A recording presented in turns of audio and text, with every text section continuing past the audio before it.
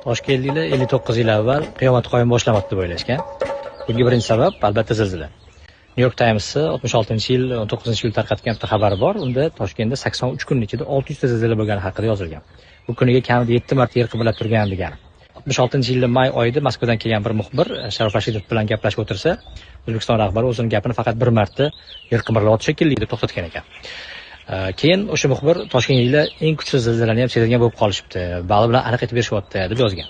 Bu yuzlab zilzilalarning bir nechtasi 6-7 balli bo'lgan. Masalan, boshqa bir moskvalik muxbir 8-may o'tar kechasi bo'lgan 6 balli zilziladan keyin Toshkentda uysiz qolganlar soni yana 12,000 kishiga ko'paydi deb xabar bergan.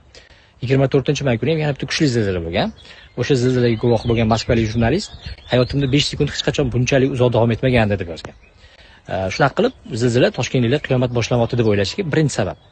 Lekin u yagona sabab emas. Abdulla Qahhor 1966-yil 16-iyunda chiqqan maqolasida shunaqa deb yozadi. Salkam bir oy ichida osiy bandalarga qiyomat yaqinligidan darak beruvchi 3 hodisa ro'y bersa-ya. Birinchisini aytdim. Ikkinchisi dovul. 5-may kuni Toshkentga shunaqangi dovul yopirilganki, daraxtlarni ilzimlab qo'porib tashlagan. Uncha devor yematarga. 3-hodisa haqida Abdulla Qahhor bundoq deb yozadi. Zilzila bilan bo'ronni bir-biriga bog'lab, qiyomat vahmiga tushgan qari qartanglarni yig'latib, shu kunlarda oftob tutilmasa nima ekan? 1966-yil 20-may kuni quyosh ham tutilgan. Toshkentdan qaraganda quyosh 82% ga to'silgan. Bu salkam 3 soatcha davom etgan. O'sha vaqtda yer ham qimirlagan bo'lsa kerak. Tasavvur qiling. Yer qimirlayapti. Tashqarida kuchli shamol bor. Xuddi shu vaqtda quyosh ham tutilyapti. Odatda bu faqat Gollivudda apokalipsis mavzusidagi fantastik filmlarda bo'ladigan manzara. Shuncha ish ustiga Toshkent yana mish-mish kentga aylanib ketgan. Toshkent 2 metrga cho'karmish, Toshkent tagida dengiz bor ekan, O'zbekistonda yangi vulqon chiqibdi, shunga yer qimirlaganmish, bundoq ekan, bundoq ekan degan gaplar. Xudoyber To'xtaboyev o'shanda mish-mish har qanaqa zilzilalardan yomonroq ekan deb yozgan. Rasmiylar odamlarni tinchlantirishda qo'ldan kelgan hamma ish qilgan. Masalan, O'zgidrometriyadan kecha bo'lgan bo'ronni zilzilani bo'ronga aloqasi yo'q deganda raddiyalar berilgan.